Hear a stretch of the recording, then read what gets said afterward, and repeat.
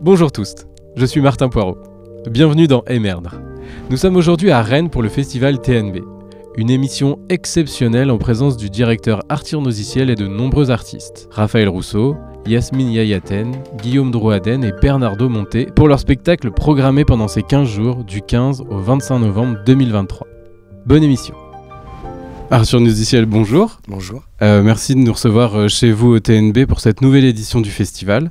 Vous définissez ce temps fort comme un précipité créatif et artistique de la saison, mais n'est-ce pas aussi annonciateur des 4 années à venir ? Car vous nous avez annoncé pendant la présentation de la programmation du festival que votre mandat à la tête du TNB était renouvelé. Ouais, et c'est le dernier.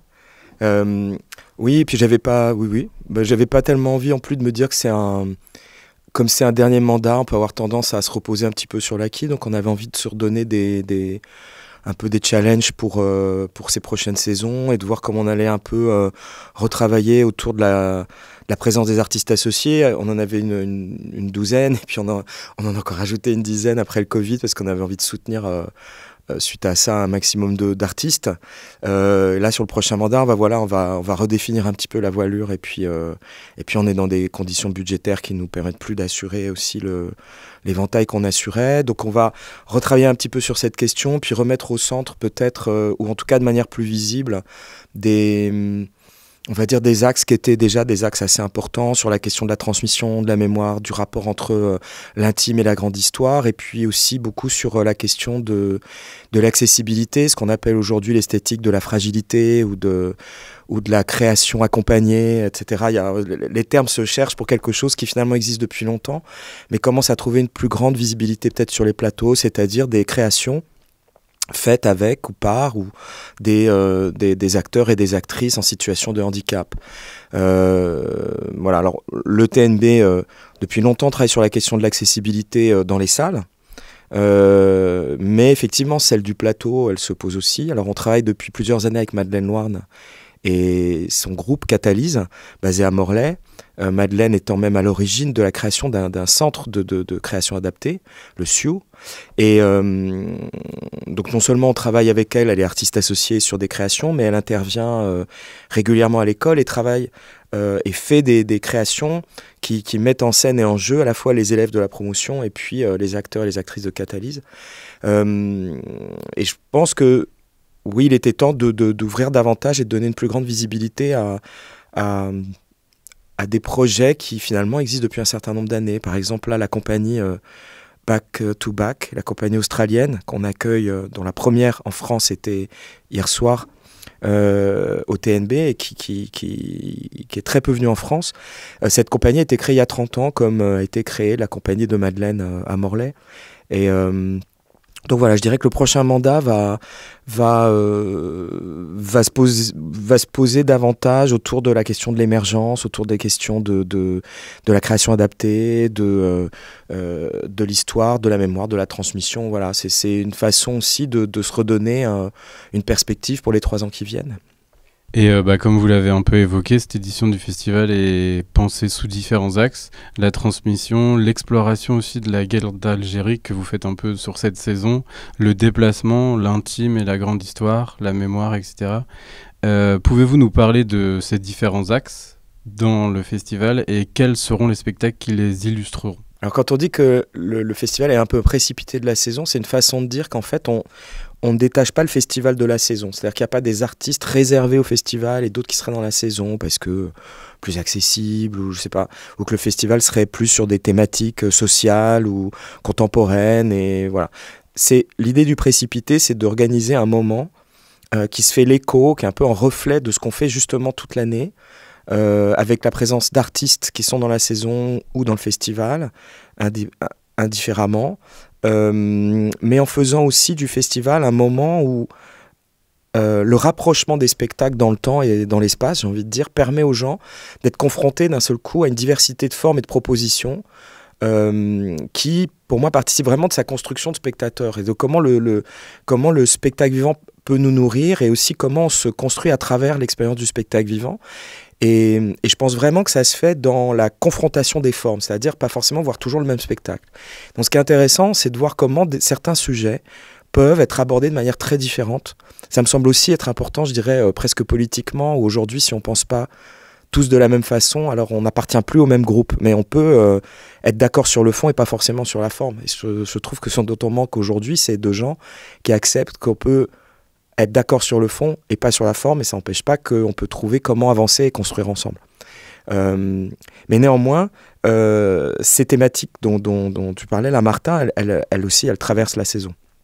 En l'occurrence, la question sur la guerre d'Algérie, elle est le prolongement des paravents de Jean Genet que j'ai créé il y a quelques semaines au TNB, sur la question coloniale, la question de l'émancipation des peuples, la question du bien et du mal, la question de l'oppression, enfin voilà. Et c'est vrai que il y a là une envie par rapport par exemple à la guerre d'Algérie, de se dire que peut-être que pendant longtemps on a été dans le déni et qu'on penserait qu'un jour on ouvrirait les dossiers.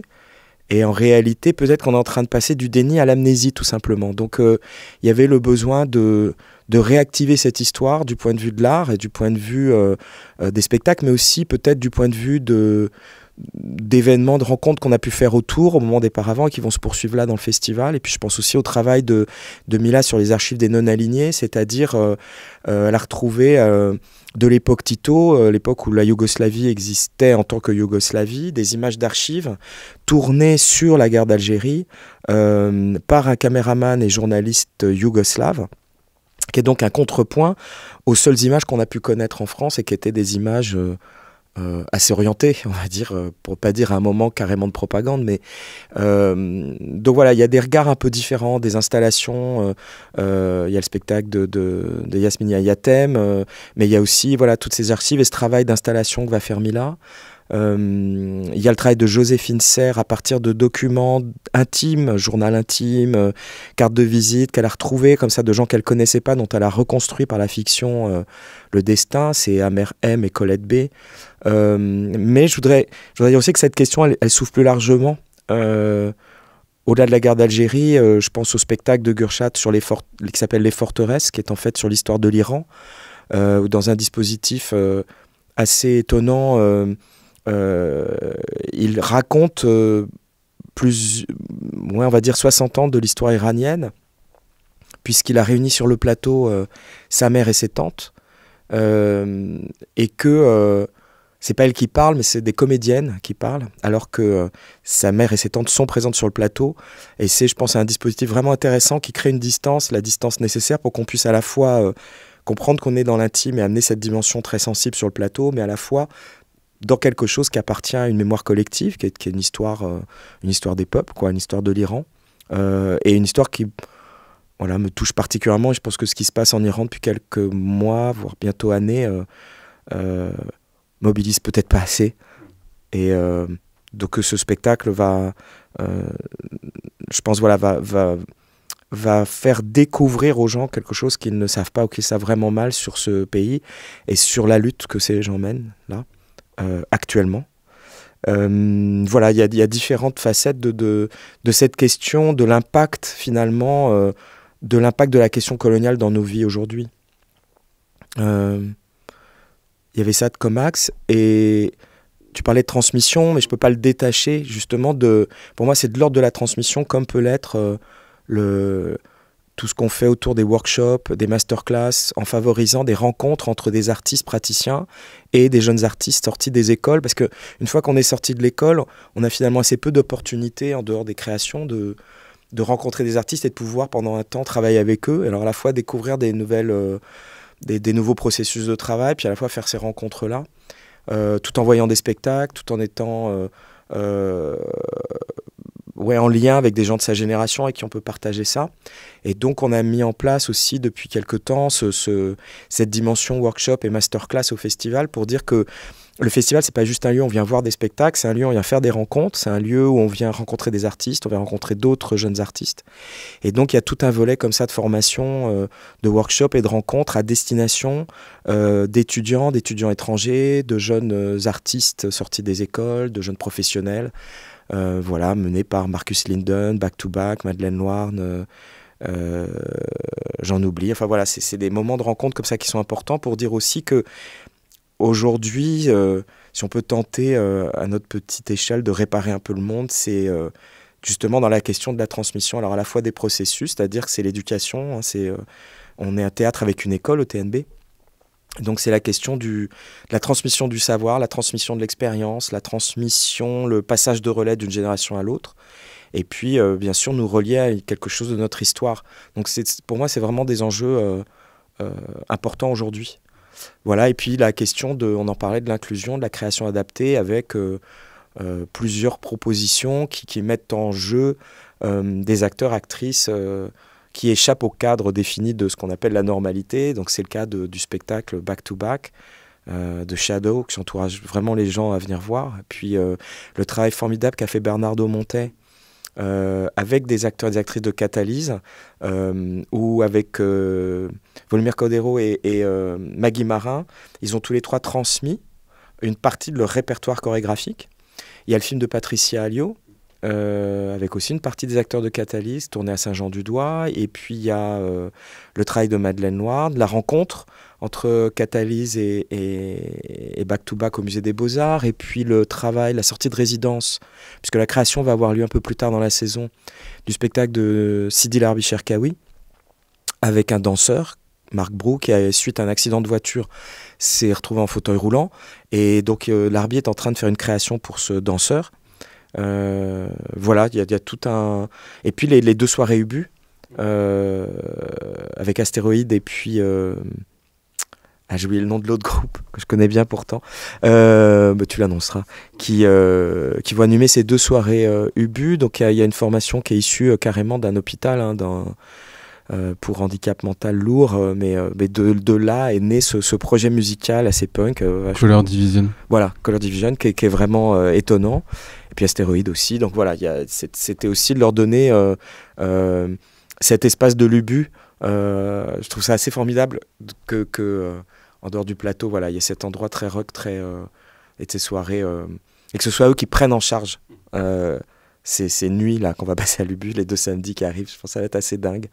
Donc voilà un petit peu pour le contenu du festival. Mais après, voilà, il y a aussi une grosse présence des artistes associés. Nous, on avait envie de faire une vraie place aux artistes associés dans ce festival pour que les gens découvrent leurs nouvelles créations. C'est le cas de Gisèle Vienne avec cette création très étonnante Extra Life, avec à nouveau Adèle Haenel, travail magnifique d'Yves Godin, la nouvelle création de Vincent Macaigne, Avant la Terreur, d'après Richard III de Shakespeare.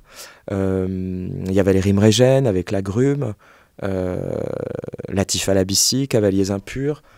J'en oublie sûrement, mais enfin, il y a une vraie présence d'artistes associés, ça, je suis très heureux. Il y a aussi puisqu'on parlait de numérique tout à l'heure, je vous encourage à voir le spectacle de Marion Siffert, Daddy, qui est vraiment un spectacle très puissant sur l'impact du numérique et des réseaux sociaux dans nos vies. Et je pense que Marion, avec ce travail, elle amène vraiment quelque chose de nouveau dans le théâtre, et témoigne vraiment de quelque chose de différent qui est en train de se passer dans le spectacle vivant. Voilà, j'ai pas toute la programmation en tête, mais voilà, les rendez-vous un peu forts. Et bien, en plus d'être directeur de ce lieu et programmateur du festival, tu es également comédien dans une création présentée depuis le 15 novembre, Grand Palais, où tu incarnes Francis Bacon. Et avant de parler de la pièce dans son contenu, est-ce que tu peux nous raconter cette anecdote entre le peintre que tu incarnes et le président de la République française, à l'époque Georges Pompidou, lors de l'inauguration de la rétrospective de celui-ci, du peintre? Alors la programmation, je fais une petite incise, on l'a fait ensemble avec Anne Cuisset, qui est directrice adjointe au TNB, et je trouve qu'elle a fait un très très beau festival. On a fait ça ensemble, mais elle est très... voilà. Alors l'histoire de ce spectacle s'inspire un petit peu aussi de ce moment dont tu parles, puisqu'en 1971, ça va être la très grande et première grande rétrospective de Francis Bacon en France, qui est déjà un peintre très très connu, puisque ses premières œuvres datent des années 40. Hein. Donc en 71, il a déjà été exposé dans des musées majeurs, sauf en France. Et il va choisir le Grand Palais pour cette exposition. Je pense parce qu'il y avait vu la grande rétrospective Picasso, dont qu'il admirait énormément. Et cette exposition, dans la préparation de cette exposition, il se sépare de son compagnon, George Dyer, Euh, et quelques jours avant, 2 jours avant l'inauguration, George Dyer, on ne sait pas très bien, se suicide apparemment dans la chambre d'hôtel qu'ils habitaient ensemble, mélange d'alcool et de barbiturique. Et Michel Leiris, qui est l'agent et l'ami, et qui est le philosophe et l'écrivain qu'on connaît, et collectionneur, va avec Bacon et la complaisance de la patronne de l'hôtel vont cacher la mort de George Dyer pour pas que cette mort fasse de l'ombre à l'inauguration. Et puis le soir de l'inauguration, donc Georges Pompidou, à ce moment-là président de la République, évidemment, traverse l'exposition avec Bacon et s'arrête à un moment devant un portrait et demande à Bacon ce que c'est que ce portrait. Alors Bacon, dans son numéro très flamboyant, comme ça, brode autour de ça, sachant qu'en fait le portrait c'est celui de George Dyer. Et il y a cette chose assez glaçante, un Bacon fanfaronnant, jouant son rôle dans le fond le soir de l'inauguration, alors qu'il sait que son ex-compagnon est mort dans la chambre d'hôtel et que ce corps est là dans les WC, quoi. Voilà, et c'est ce tableau que la France va acheter. Je crois que ça va être un des premiers tableaux, sinon le premier tableau que la France va acheter à Francis Bacon pour ses collections. Et dans ce spectacle, on convoque les deux fantômes de Francis Bacon et George Dyer. Et pourquoi on peut parler d'une nouvelle version d'Orphée et Eurydice pour le spectacle-là? Ah, c'est une belle question. Parce qu'à un moment, Bacon, il se pose la question de comment représenter George Dyer, et il part d'un bas-relief où on voit Hermès et Orphée et Eurydice, parce que il y avait ce jeu entre eux où George Dyer, comme ça, détournait le regard quand Bacon le regardait. Peut-être que je ne saurais pas qui est Orphée et qui est Eurydice, mais disons que si c'est le vivant, donc Orphée, et qui est Bacon, qui est hanté en fait par le souvenir de George Dyer, et qui va le hanter toute sa vie en fait. Cette mort va le hanter toute sa vie parce que pendant des années, il va représenter George Dyer. À la fois sa mort, l'image qui s'est imprimée en lui quand il l'a vu mort dans leur chambre d'hôtel, et puis après d'autres variations sur George Dyer. Alors peut-être que se retourner sur ce moment-là, sur son Eurydice George Dyer, serait en fait assumer la culpabilité et assumer l'effroi en fait que cette mort a créé en lui. Et je pense qu'à la fois il l'a fui et à la fois cherché. Et en fait, il y a une grande tension à la fois dans la vie et dans la peinture de Bacon après, surtout quand il travaille sur George Dyer, qui est justement d'essayer de remettre ce fantôme dans le passé, quoi, et de renvoyer Eurydice aux enfers, mais voilà, elle réapparaît tout le temps. Et comment cette asymétrie vertigineuse entre la fête de cette inauguration pour Bacon et la mort de son modèle et ex-amant George Dyer est traduite concrètement sur scène? Alors il y a un devant et un derrière. Alors moi je suis devant, donc j'ai jamais vu le spectacle en fait, parce que je sais que tout se passe derrière. Mais il y a la présence comme ça spectrale de George Dyer, et puis aussi je pense il y a beaucoup d'images. C'est un spectacle assez visuel, avec aussi une matière sonore magnifique. C'est Richard Comte qui joue en live, mais il y a aussi tout un travail de son qui a été fait, qui à la fois renvoie au réel de Bacon et de ce moment de l'inauguration, mais aussi assez plongé dans la mémoire, et où visuellement aussi le spectacle est habité par toutes ces images qui ont construit Bacon. Bacon, c'est quelqu'un qui a construit sa peinture traversée d'images qu'il collectionnait, qu'il accumulait. On connaît les images de son atelier qui sont... c'est comme ça, c'est une couche de 50 cm de papier, de photos, de dessins, de choses découpées, de cartes postales. Donc voilà, il y a un amoncellement comme ça d'images qui sont les images qui vont caractériser cette psyché plus ou moins consciente de Bacon, en fait, et qui se réexprime dans son travail. Et ce qui est assez beau dans le texte, d'ailleurs, c'est comment, alors qu'il parle, il nomme aussi les images qu'il traverse au moment où il énonce des choses. Et je trouve que c'est assez fort aussi, ça. Parce qu'on a ça, des fois, dans la vie, on voit des situations, et puis ça nous renvoie à une image de film, ou ça nous renvoie à une phrase, ou d'un poème, ou ça nous renvoie à un tableau.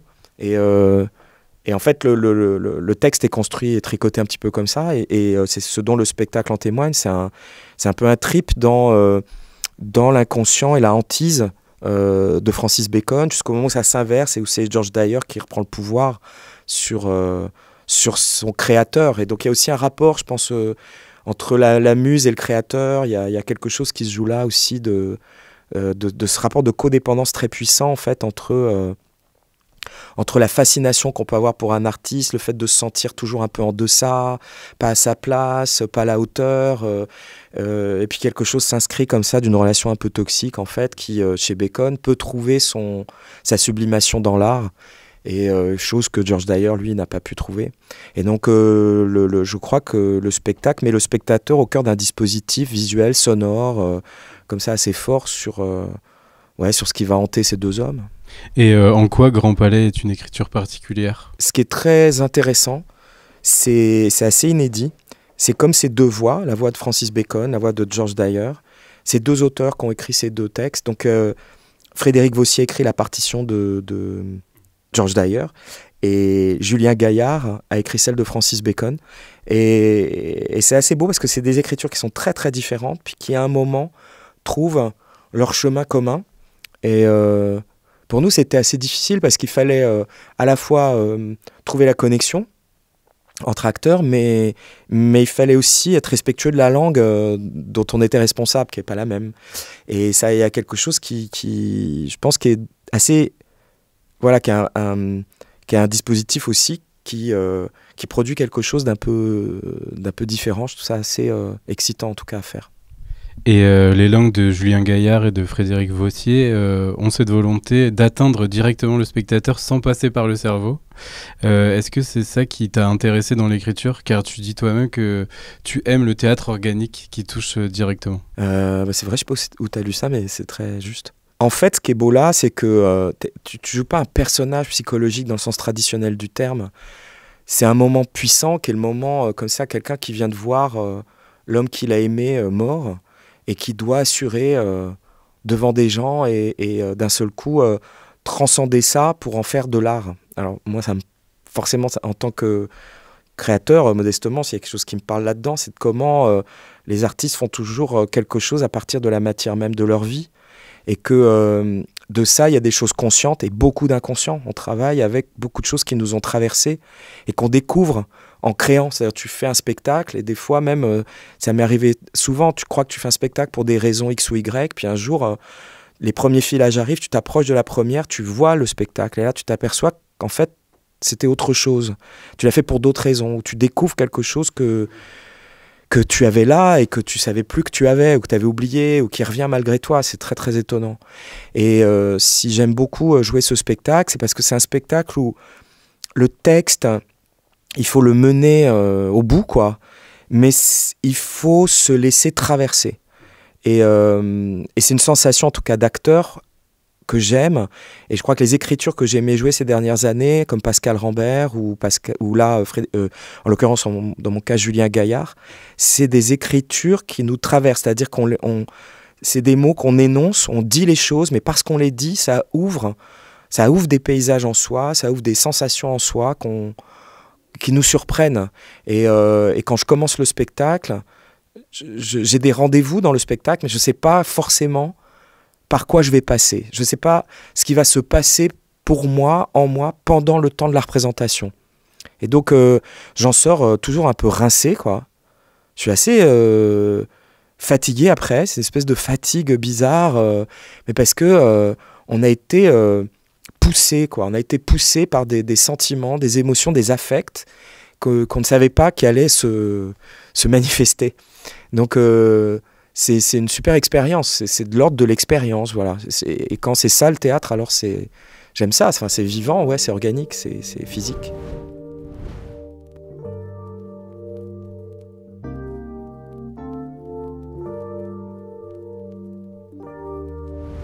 Bonjour Guillaume Drouaden, bonjour Bernard Daumonté. Merci à tous les deux d'avoir accepté mon invitation dans Et merdre.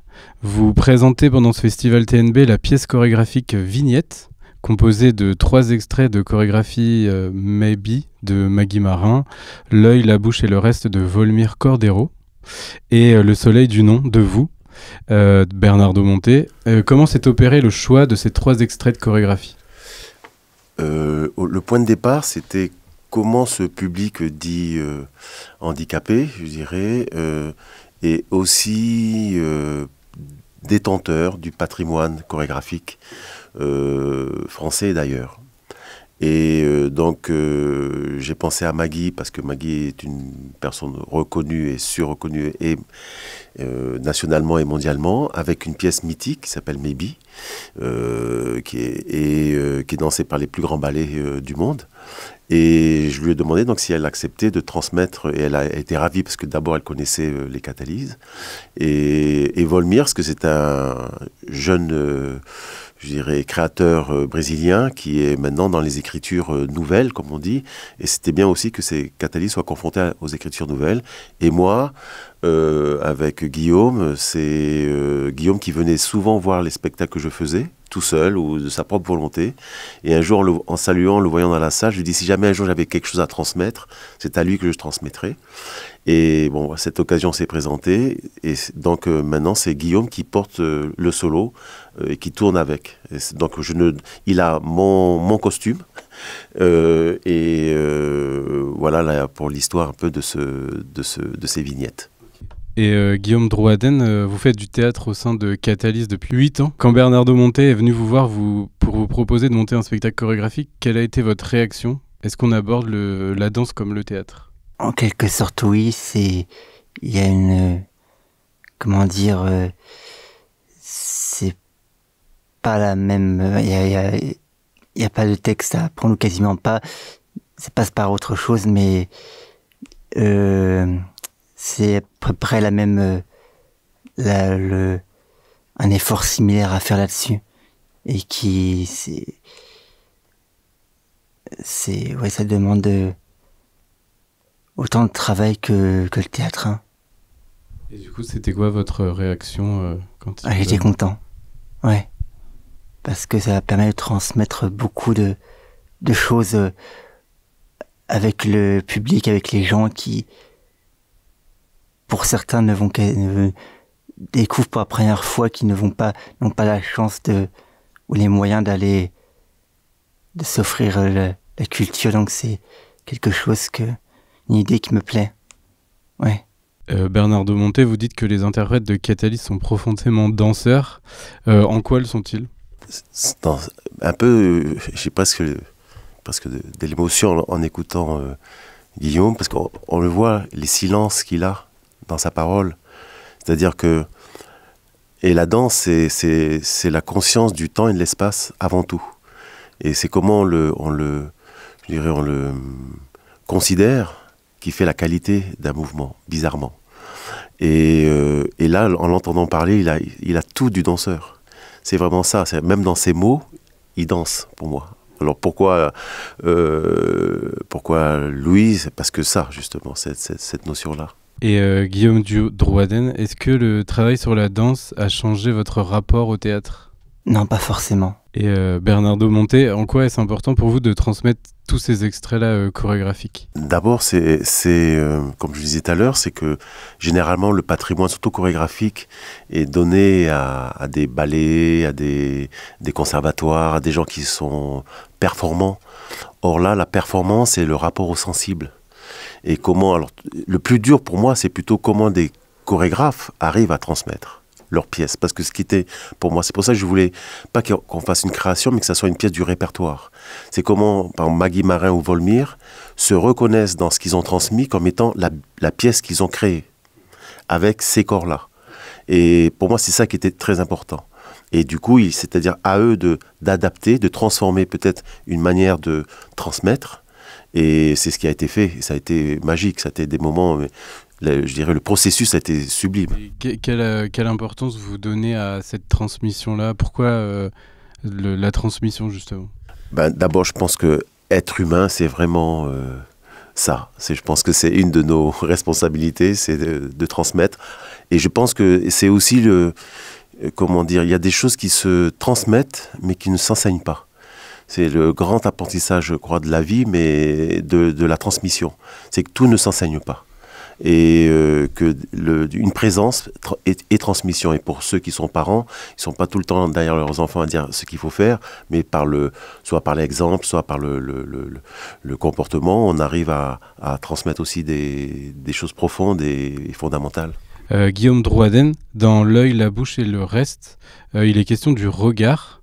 Quel regard portez-vous sur le théâtre que vous pratiquez depuis un moment, depuis 8 ans, et sur le corps qui est le vôtre et qui est aussi le premier outil sur scène que vous utilisez? Le regard que je porte sur le théâtre, bien, c'est quelque chose que j'aime particulièrement parce que il n'y avait que ça que j'ai voulu faire dans ma vie depuis longtemps, très très longtemps, et donc c'est quelque chose, oui,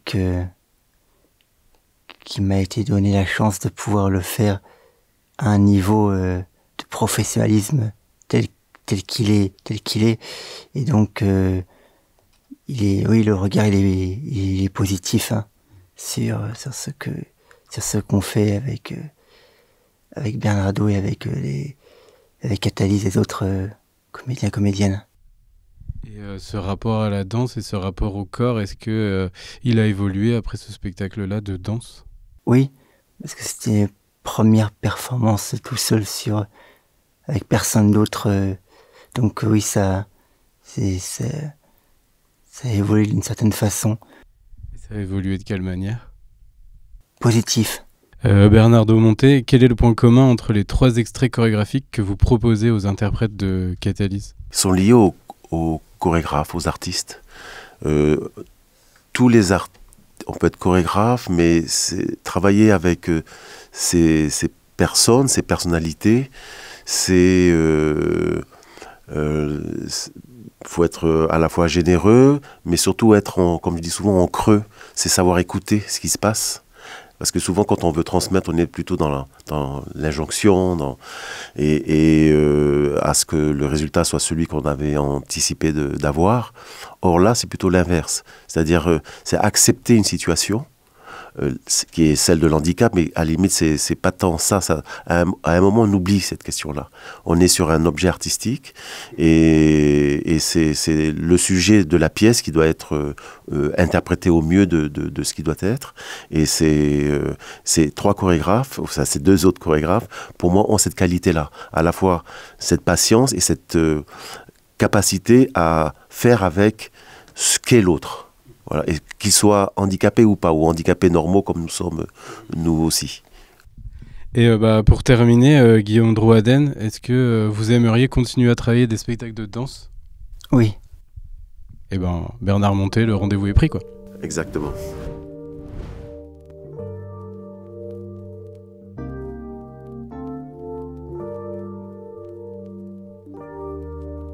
Yasmine Yayaten, bonjour. Bonjour. Merci d'avoir accepté mon invitation dans Émerdre. On se rencontre aujourd'hui pour évoquer ensemble ton spectacle La Fracture. Avant de parler du spectacle à proprement dit, intéressons-nous un peu à toi. Tu es formée comme plasticienne et vidéaste aux Beaux-Arts. Pourquoi avoir choisi le plateau de théâtre pour nous raconter ton histoire? Je pense que c'était un vieux rêve de jouer. Je faisais du théâtre adolescente, puis j'en ai fait au lycée. Puis en fait, au moment de choisir une école d'art, au lieu de partir en école de théâtre, je suis partie aux Beaux-Arts. Et pour ce projet, j'ai mélangé mes 2 passions, quoi. J'ai assumé de vouloir monter au plateau. Je jouais aussi déjà à côté pour des trucs. Voilà. Et puis envie de vivre cette histoire avec les gens aussi. Il y avait cette envie-là. Et le fait de s'éloigner un peu des plateaux de théâtre, même si tu n'as pas arrêté pendant les Beaux-Arts, comment tu t'es réapproprié la scène avec ce spectacle? Je me suis fait accompagner de l'équipe de création avec qui on a co-signé le spectacle, dont 3 personnes qui viennent, elles, du théâtre et qui sont en plus des amies et qui m'ont carrément aidé à revenir sur le plateau, quoi. Et finalement, ce spectacle qu'on qualifie de seul en scène n'en est pas un. Non. Puisque quelles sont les autres techniques théâtrales qui sont venues au service du propos de la pièce? C'est ça, donc on est une équipe de 6 autoristes du spectacle. Donc il y a moi, il y a Samy Barras en création vidéo et collaboration, Jérémy David en création sonore collaboration, Olivia Smets et Yann Sens en collaboration et création, et Sarah-Lise Salomon-Maufroy en dramaturgie et coécriture, collaboration. Puis il y a aussi quelqu'un qui a fait la lumière, mais qui n'a pas signé avec nous, qui est vraiment arrivé après. Ça a été vraiment un échange, en fait. Moi qui venais de la technique, je travaillais pas mal avec Jérémy et Samy. Puis on a invité Sarah-Lise, Olivia et Zoé, puis on réfléchissait ensemble à ce que nous on avait proposé, ce que ça donnait sur un plateau, on discutait, elle faisait des retours, on rebondissait, et ça a été vraiment comme ça tout du long, quoi. Ping-pong entre tous les langages qu'on utilise sur ce spectacle. Et ton processus de création réside dans la collection de souvenirs vidéo, photos et sons, entre autres celle de ton père qui pleure dans un bar à Lille, et c'est la dernière fois que tu l'as vu. Cette matière t'a amené à t'interroger aussi sur l'impact de la colonisation française en Algérie. Comment passe-t-on d'un récit intime comme le tien à la grande histoire ? Alors oui, moi je suis une grande collectionneuse, donc du coup j'ai récupéré toutes mes archives vidéo de famille, quoi. Celle de mon père, celle de mon oncle, celle de ma tante, puis j'ai pris un temps fou à tout numériser, à double sauvegarder. Et puis voilà, moi toute ma famille est algérienne, donc aussi du côté de ma mère comme du côté de mon père. Donc ça faisait beaucoup d'archives avec beaucoup de codes de personnes qui viennent d'Algérie. Comment on arrive à faire sortir la grande histoire de la petite ? On s'entoure bien. On s'entoure de gens qui savent faire ça, parce que c'est vrai que parler de soi, ça peut être intéressant. Moi, j'adore les récits de vie, mais c'est un point de vue très personnel. Il y a des gens que ça saoule. Sauf que il y a des récits de vie qui sont politiques de toute façon. Et je veux dire, moi, je suis le fruit d'une union de personnes qui est née indigène en Algérie, de toute manière. Le point de départ, c'est l'alcoolisme de mon père. De manière très privée, moi, je voulais parler de ça. Puis en fait, en parlant de ça, je me rends compte que quasi tous les hommes qui ont vécu l'exil le sont. Ou alors, s'ils sont pas alcooliques, se tairent dans le silence ou dans autre chose. Et donc forcément, émane quelque chose de beaucoup plus universel dès qu'on commence à creuser en fait sa propre histoire. Et puis voilà, l'équipe a permis aussi de... C'est des gens qui me connaissaient très bien, mais qui aussi... Voilà, c'est leur boulot de faire œuvre d'histoire et de récit, et donc du coup de permettre de se décoller de ma propre histoire pour regarder un peu en plus grand, et en fait se dire ok, c'est une porte d'entrée pour pouvoir parler de plein de mots MAUX qui résonnent dans nos histoires collectives, quoi. Enfin, qu'on soit d'un côté ou de l'autre de la Méditerranée, d'ailleurs. Et finalement, il n'y a pas qu'une fracture, il y a plusieurs fractures. Quelles sont-elles ? Il y a la fracture, moi, avec mon pays d'origine, clairement, l'Algérie. C'est-à-dire qu'à part, je le dis souvent, mais à part mon nom, mon prénom et ma tête, il n'y a pas grand-chose en moi. De plus en plus, parce que je me réapproprie certains codes. Et puis la fracture que j'ai eue réelle avec mon père et que j'ai décidé de plus voir à cause de sa maladie, quoi. Voilà. Et certaines personnes qui ont vu le spectacle parlent de théâtre documentaire. Est-ce que tu le définis ainsi aussi ? Je dirais documentaire expérimental. C'est un mot que ma copine m'a appris, mais que je trouve qui fonctionne bien. Documentaire expérimental, parce que on pensait pas faire du documentaire et en fait on en fait. Et même au-delà du documentaire, peut-être qu'on fait presque de la sociologie en fait. Voilà. Et en quoi la vidéo est un véritable partenaire sur scène ? Parce que la vidéo, moi, c'est mon premier langage d'expression artistique. Je travaillais déjà la vidéo et l'installation quand j'étais aux Beaux-Arts. Et puis ma rencontre avec le créateur vidéo de Fracture, c'est aussi lui donner un atelier de vidéo mapping en fait, que moi j'ai suivi, puis on est devenus amis et on a travaillé ensemble. C'est un langage qui permet de dire beaucoup sans trop causer. Et c'est une infinité de possibles en fait. Nous, on utilise des techniques très très simples en réalité, qui font leur petit effet, je pense. Enfin, on est assez fiers de ce qu'on a fait, mais c'est vraiment des techniques d'animation de base et de calque et de surcalque très simples en fait. C'est juste, on retranspose les anciens vidéoprojecteur où on mettait des calques sur des calques à l'école qui étaient projetés sur les tableaux, bah, c'est pareil mais en logiciel quoi. Après c'est juste moi ce qui m'intéresse en vidéo et c'est de là que ça rejoint le mapping, c'est en fait la vidéo est au service du récit, elle prend vraiment corps avec ce qu'on raconte et elle permet vraiment de causer, elle n'est pas là pour illustrer. On n'illustre pas avec la vidéo mais on raconte avec la vidéo et c'est là où ça devient intéressant et c'est tout le truc du mapping quoi. Et tu as choisi le théâtre pour raconter tout ça. La notion de spectacle vivant a l'air importante pour toi en ce qui concerne ce travail-là. Depuis 1 an que le spectacle existe, est-ce qu'il a bougé, évolué comme une matière vivante ? Alors, le spectacle, comme il est très technique, lui n'a pas bougé. Mais moi, j'ai bougé. De dingue. Ouais, de dingue. Je pense que si je me revoyais jouer il y a 1 an, ça me ferait... Enfin, en fait, je pourrais parce qu'on a une captation. Mais oui, moi, alors, j'ai évolué dans mon jeu, je pense. Je pense que j'ai assumé d'avoir envie d'en faire mon métier. Enfin, clairement, je me vois plus faire autre chose aujourd'hui que du spectacle vivant, en racontant des histoires. Puis, au-delà de ça, c'est important parce que autant j'ai bougé moi au plateau, mais autant j'ai aussi bougé politiquement, j'ai bougé dans ce qui s'est passé avec le voyage. Enfin, on a la chance inouïe de faire une très belle tournée depuis le début pour un premier projet et tout. On hallucine un petit peu. Et en fait, de se rendre compte qu'à chaque fois, on rencontre des gens qui sont hyper touchés et qui se sentent... qu'on a l'impression qu'on parle d'eux. Et donc, moi, ça m'a permis aussi de... Enfin, j'ai commencé ce spectacle parce que je me sentais très seule. Et plus on le joue, moins je me sens seule. Alors, ça a un côté très déprimant. Parce qu'en fait, ce qui rassemble les gens, c'est quand même le traumatisme, l'alcool et la guerre. Ça peut poser des questions.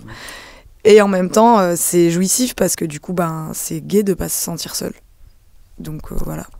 Et cette envie-là, du coup, de théâtre que tu assumes aujourd'hui, est-ce que ça t'amène à penser à d'autres projets déjà, maintenant ? Oui.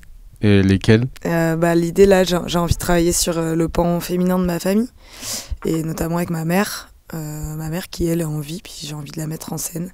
Okay. À voir comment ça va se mettre et comment ça se fait. Mais en tout cas, ouais, j'ai envie d'être dans des récits... de documentaire expérimental, de réflexion et de aussi si à un moment donné je décide de pouvoir faire aussi de la fiction, enfin j'ai envie d'écrire des histoires hybrides et comme j'ai plusieurs outils à ma disposition aujourd'hui, je crois que ce sera possible. Puis j'ai une équipe avec qui j'aime travailler aussi, donc on va retenter l'aventure, je pense.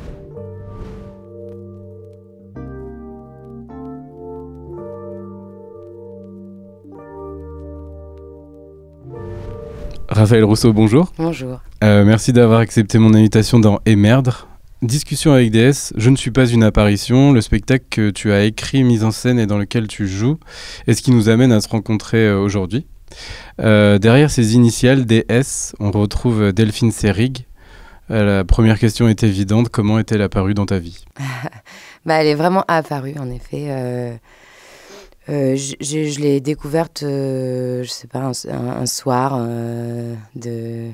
d'errance sur Internet. Et je suis tombée sur une interview d'elle plutôt. Je la connaissais sans la connaître. J'avais vu Podane, mais j'avais pas bien saisi que c'était Delphine Seyrig, quoi. Et je suis tombée sur une interview. Je me souviens plus exactement en substance de ce qu'elle disait, mais je me souviens qu'elle parlait de son métier. Et j'ai été frappée, quoi, par l'intelligence avec laquelle elle parlait de son métier. Et entre guillemets, de l'actualité des propos. Et c'était une interview qui datait, je sais pas, des années 60, quelque chose comme ça. Et j'ai été un peu sous le choc. Et à partir de là, un peu comme un coup de foudre, quoi, un truc où d'un coup, je me suis mise à tout lire, tout voir, tout écouter. Et elle a, au fur et à mesure, commencé à m'accompagner. C'était pas une relation d'idolâtrie. Dès le départ, j'ai jamais eu des posters. Ça, c'est pour le spectacle, mais des posters partout chez moi, etc. Depuis, je stocke le décor chez moi. Donc, j'ai des grandes silhouettes de Delphine Seyrig juste à côté de mon lit. Mais enfin, ça, c'est vraiment pour les besoins du spectacle. Et on la voit voyager sur Instagram. Ouais. Elle prend le taxi, elle prend le métro, elle prend le train, voilà. Mais parfois, elle se casse un peu un bras dans un transport. On la répare, et voilà. Mais elle s'est mise à m'accompagner plutôt je sais pas comment dire, presque comme un outil, un recours, quoi. C'est-à-dire que très tôt, j'ai commencé quand j'ai vu Baiser volé, par exemple, un peu comme une enfant dans sa chambre, je refaisais le monologue à Antoine Doinel pour m'amuser et je me suis rendu compte que j'aimais prendre sa voix et qu'il y avait naturellement quelque chose qui se connectait à... Je sais pas, j'avais pas énorme... Il n'y avait pas un énorme trajet presque de elle à moi, quoi. Alors que pourtant, je me compare absolument pas à elle et je suis très, très différente. Enfin, je veux dire, rien à voir du tout, même dans l'énergie et tout. Mais il y avait quelque chose où je sentais naturellement un lien. Et après, c'est donc devenu un peu comme un recours. Typiquement, pour l'incarner, pour prendre sa voix, il y a presque quelque chose d'organique qui se produit, c'est-à-dire que je suis obligée de sourire pour l'imiter, j'aime pas trop ce mot, plutôt pour l'incarner, voilà, mais je suis obligée de sourire, sa voix me force à sourire. Et je me suis rendu compte que presque ça, comme un outil de jeu, ça allumait un peu des trucs en moi assez inconnus, et ça me déplaçait, quoi, dans le jeu, ça m'ouvrait, comme s'il y avait un truc qui me faisait un peu sortir de moi, quoi. Et j'en suis presque arrivée à la convoquer pour me trouver moi-même. Et en fait, le lien que j'avais avec elle, c'était déjà celui-là. Et c'est là-dessus que j'ai écrit le spectacle. C'est au fond, pas tant un spectacle biographique ou un spectacle hommage. C'est un spectacle qui raconte comment on se trouve à travers quelqu'un d'autre. Et du coup, depuis 2020, quand même, le temps de création est long. Il s'inscrit dans la durée. Quelles sont les choses qui étaient envisagées à l'époque dans le spectacle et qui ne sont plus que des idées fantômes aujourd'hui ou inversement? Il y a plein d'idées fantômes, c'est ça qui est trop beau. Moi, ce que je préfère presque, bon, je peux pas dire ça, mais presque je préfère dans l'histoire d'un spectacle, quand on le crée, c'est le ballet, c'est de la valse solitaire avant avec ton projet, quoi. C'est ce moment où tu es seul à seul avec le projet, que tu peux révéler à tout et que chaque jour, tu te réveilles, t'as une idée, tu te couches, t'as une idée, tu notes, tout est possible, tout est envisageable. Et après, on passe à l'épreuve du plateau, de la technique, des financements aussi, enfin de la production, entre guillemets. Et là, c'est une autre étape. Et là, c'est trouver des solutions dans la contrainte. C'est tout aussi excitant. Mais moi, il y a une partie, cette partie de la gestation là qui est en rêve, vraiment, qui me bouleverse. J'adore ça. Et donc, tout ça pour dire que c'est à ce moment-là qu'il y a plein d'idées fantômes. Et notamment, il y a eu toute une période où, en fait, il y avait d'autres voix qui étaient convoquées, enfin, qui s'immisçaient, en fait. Comme si, d'un coup, j'avais ouvert la porte sur un peu... entre le monde des morts et des vivants, et que de s'engouffrer là-dedans, il y avait Duras qui s'en mêlait, qui commençait à venir, qui intervenait avec une... Et pareil, je m'en servais un peu, pas comme d'un ressort comique, mais enfin, j'avais sélectionné des passages où elle est d'une amabilité contestable, quoi, et ça m'amusait beaucoup, quoi, que d'un coup, Duras s'en mêle et me malmène un peu. Je crois qu'il y avait une période aussi où il y avait Chantal Akerman. Et puis finalement, je trouvais pas vraiment comment... Et c'est ça qui est beau aussi, c'est qu'on passe par plein de strates comme ça, où on se perd un peu. On s'éloigne un peu même de la substance au fond du spectacle, parce que j'avais déjà appelé ça discussion avec DS, et je savais qu'en fait c'était un pas de deux, quoi, hein, que c'était un duo, et que ça faisait pas sens que c'était accessoire, qu'il y ait d'autres voix, mais on est obligé d'en passer par du superflu pour revenir à l'os à un moment, et j'ai fini par revenir à mon idée première et me dire non, en fait il faut évidemment qu'on reste que toutes les deux en discussion, et que ça n'a pas lieu d'être, et que je me perds là. Mais donc il y avait d'autres invités à un moment. Et on oppose régulièrement progrès et présence. Par exemple, aujourd'hui, nous sommes en présence l'un de l'autre, mais quand sortira cette vidéo, nous n'existerons plus dans cet instant grâce au progrès. Comment concrètement, tu as utilisé les moyens techniques d'aujourd'hui et d'hier pour rendre en présence Delphine Seyrig. L'archive, je me suis rendu compte à quel point je me suis amusée en fait dans le montage. Et ce qui m'a amusée, au fond, c'était pas tant de trouver la phrase qui ferait que d'un coup, décontextualisée, ça lui fait dire des choses un peu absurdes. Ou... Ça, c'est un peu superflu. Ce qui m'a au fond vraiment amusée, c'est de me rendre compte à quel point l'archive est vivante. À quel point c'est absolument pas une matière morte, quoi. Et ça, c'était assez bouleversant. Et c'était très, très, très, très ludique. Encore maintenant, je suis tentée tout le temps de réécouter et de me dire, mais je peux l'actualiser, je peux lui faire parler d'aujourd'hui, je peux chaque jour faire une référence. Je pourrais...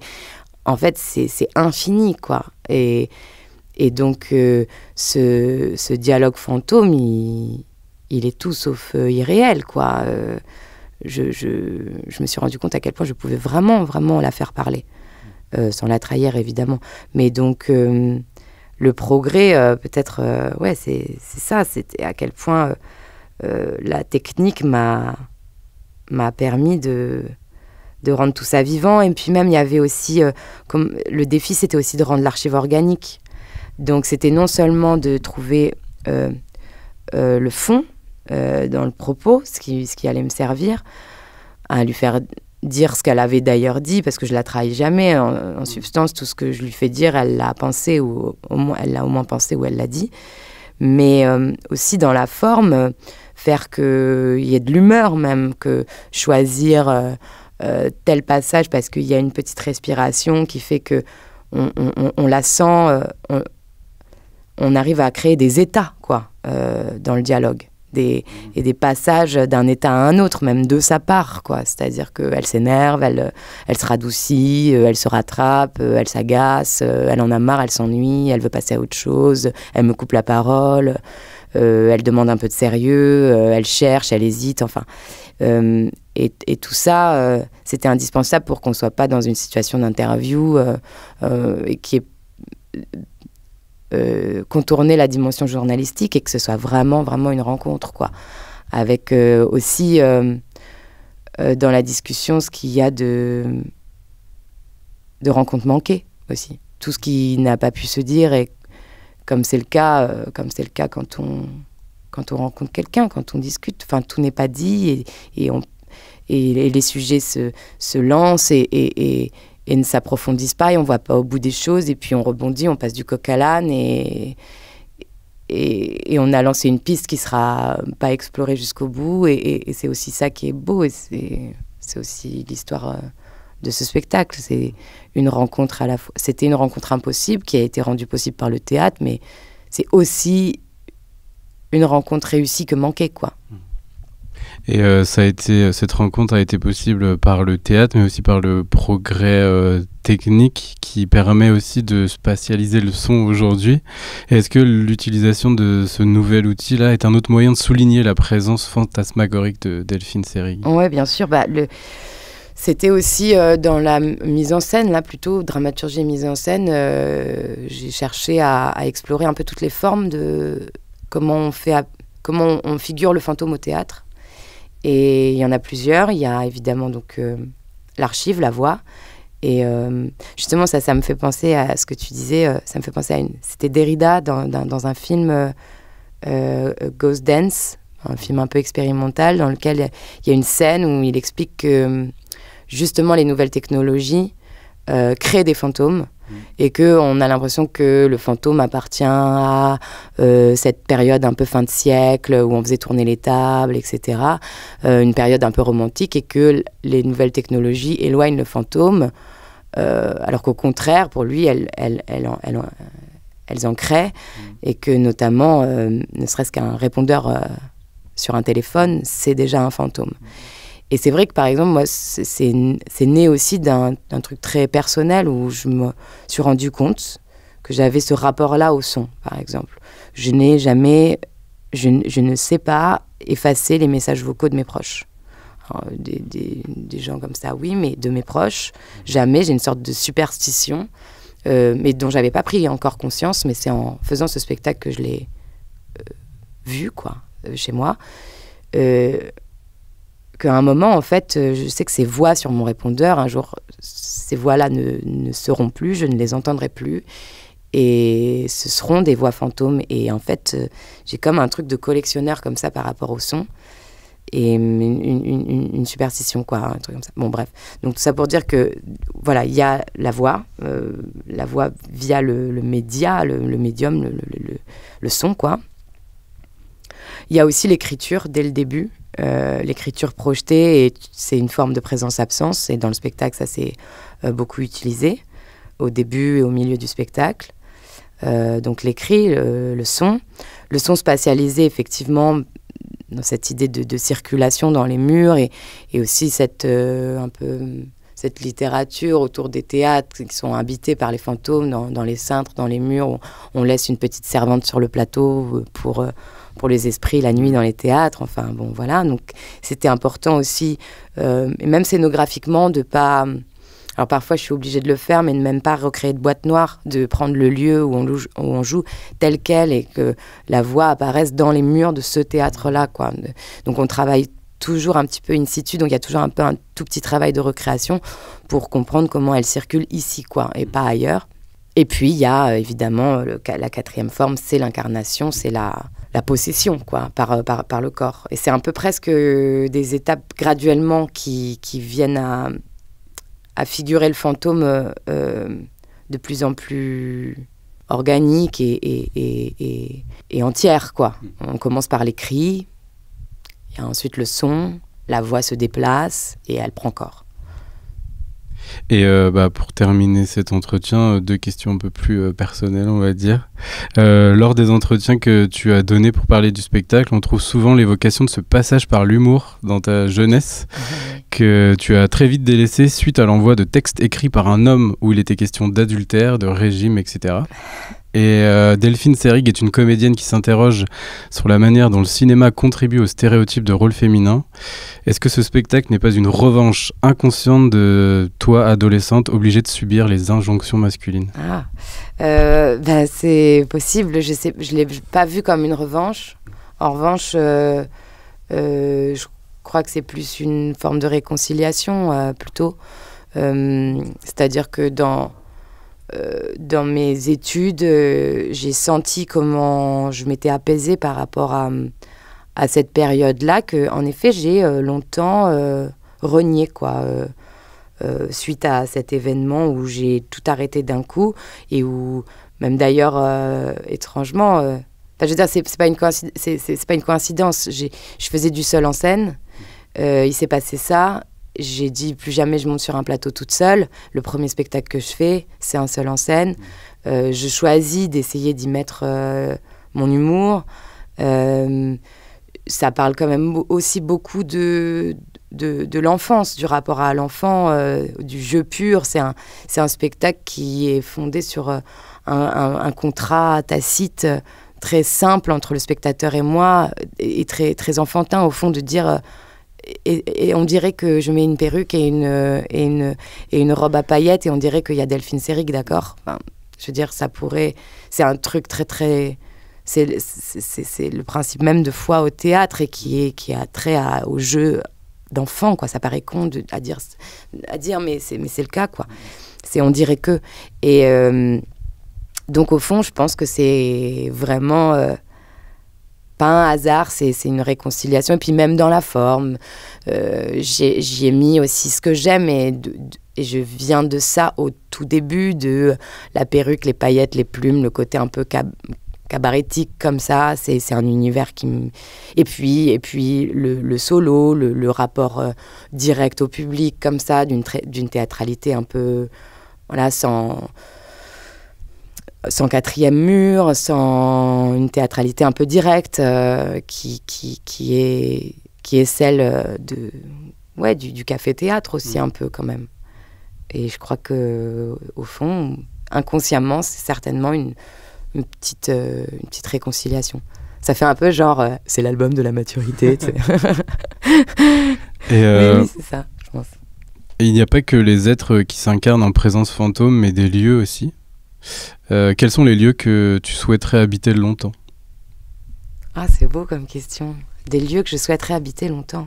En réalité, un des lieux dans lesquels je me sens le mieux, c'est les théâtres. C'est vrai, c'est un peu des lieux refuges, je trouve. Et de plus en plus, d'ailleurs.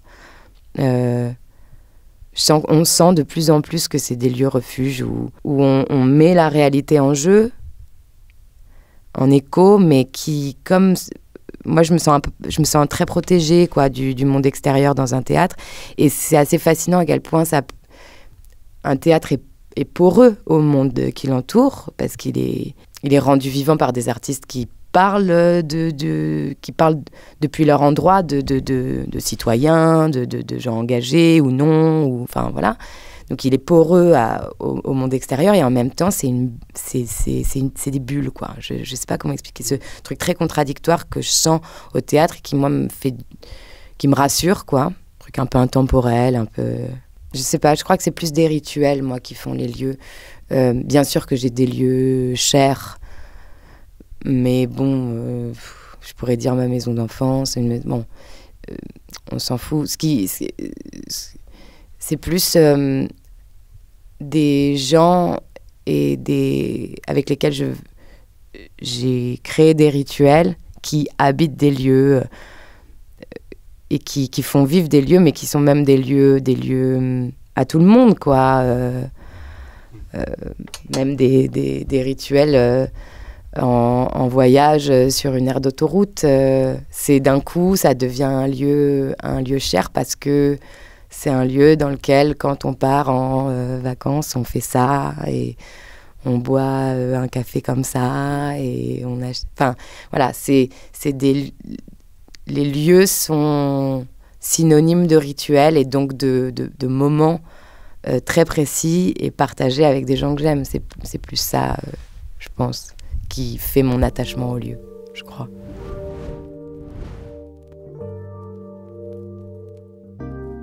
Merci de nous avoir suivis. Un merci chaleureux au TNB pour leur accueil. Retrouvez toute la programmation sur le site du TNB ainsi que cette émission.